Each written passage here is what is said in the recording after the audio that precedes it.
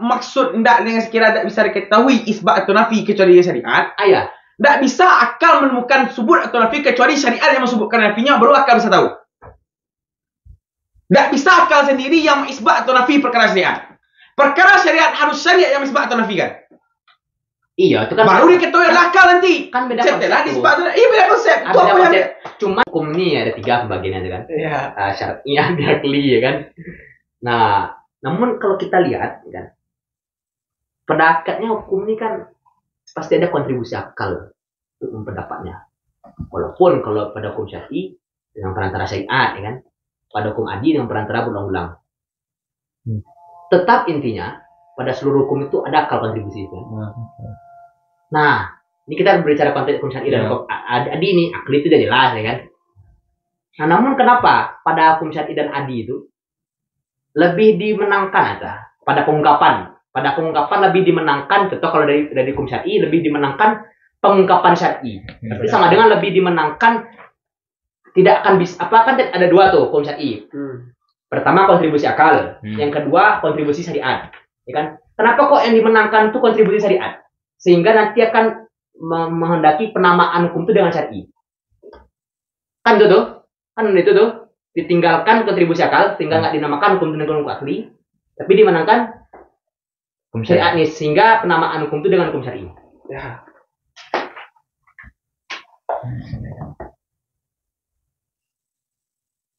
Ini titik pertanyaan itu titik pertanyaan udah. Itu di pertanyaan ya. Menjurus pertanyaan. Menjurus ya lah ya. Nah, jadi yang jadi pertanyaannya kini itu berfokus pada hukum selain hukum akli, hukum syar'i atau hukum adi ya kan. Gua ambilnya C lah biar mudah. Hukum syar'i contohnya. Hukum syar'i itu kan adalah hukum yang nggak bisa diketahui kecuali dari syariat ya kan. Ya. Namun itu nggak menafikan bahwa akal nggak ada kontribusi ya kan. Karena kalau nggak ada akal tak bisa pula dihukumi. Contoh orang gila. Ya, di mana pula dia bisa tahu hukum syariat itu kalau nggak ada akal. Nah, kan? Ya. Nah, kan? Nah, berarti kesimpulannya tetap pada seluruh hukum tuh ada kontribusi akal. Ya. Baik itu adi, baik itu syar'i. Nah, cuman kenapa ketika pada penamaan hukum tuh kok lebih dimenangkan kontribusi yang syariat seumpamanya. Sehingga dinamakan hukum itu dengan hukum syar'i. Hukum kan isbatu amrin atau nafyuhu. Nah, ya. Kok dinisbahkan kepada syarak, dinisbahkan kepada akal. Karena yang menetapkan isbat atau tidak terhadap satu itu ada kalau syarak, ada kalau akal, ada kalau adi. Itu sudut pandang yang mengisbat menafikan itu siapa? Itu sudut pandang walaupun akal yang memberikan kontribusi bagi awak untuk mengetahui hukum, kan? Yang disepandang hukum itu kini pembagian hukum. Pembagian hukum dalam artian pembagian isbat atau nafi. Ada kalau isbat atau nafi itu yang isbat itu syarak. Ada kalau akal yang menetapkan isbat atau nafinya. Ada kalau adi. Itu nih kerja maka nisbahnya kepada tiga itu. Lalu apa gunanya di sini digunakan gambaran bihaitsu la yumkinu ayu alama illa minhu? Itu kan ingin menjelaskan kenapa hukum itu dibagi kepada syar'i, adi, akli. Karena hukum tuh ada kalanya nggak mungkin diketahui kecuali dari syariat. Iya, ada kalanya nggak mungkin diketahui kecuali dari selain syariat. Kan itu. Jadi jadi pembagian hukum kepada 3 itu memandang dari sisi idrak hukum itu. Cara memperdapat hukum itu. Kan itu tuh. Cara memperdapat bukan maksud ndak dengan sekira tak bisa diketahui isbat atau nafi kecuali syariat.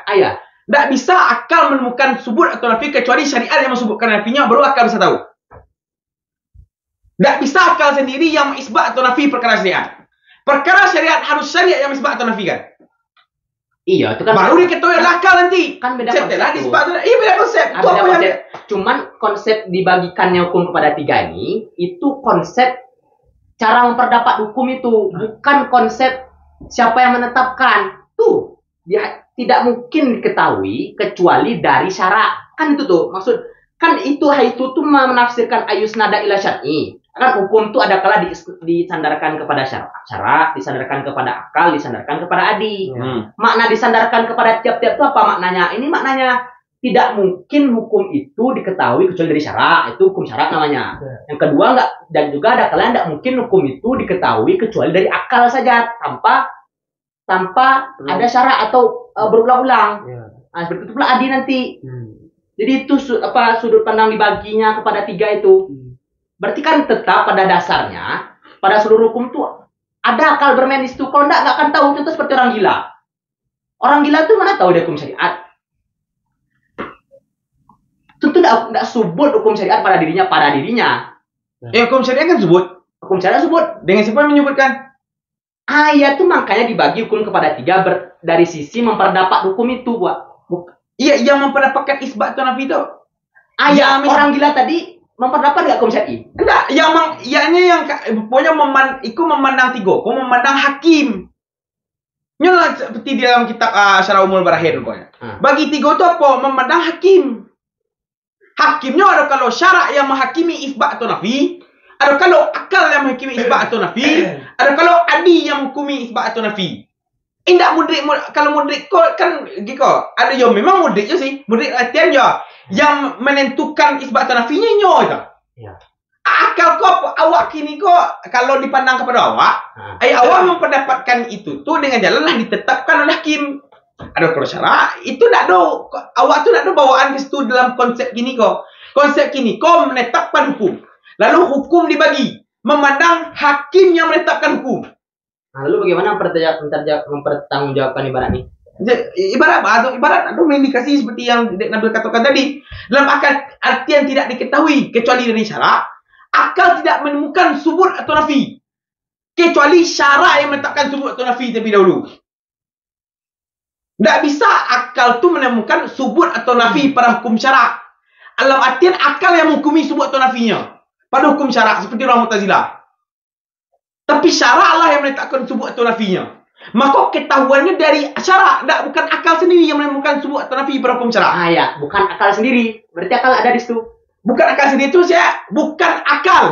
Bukan akal sendiri, bukan akal yang menetapkan subut atau nafi pada hukum syarak. Tapi syarak atau syariat lah yang menetapkan subut atau nafi pada hukum syarak. Ya, yang menetapkan subut atau nafi. Itu lah tu. Ayat lama min betul andai kata syariat atau syarak tidak menetapkan subut atau nafi pada hukum syarak, akal tidak bisa menghukumi subut atau nafi pada hukum syarak. Akal tidak bisa menetapkan nafi atau subut pada syarak. Ya. Maksudnya ayat lama min hu. Baru aja.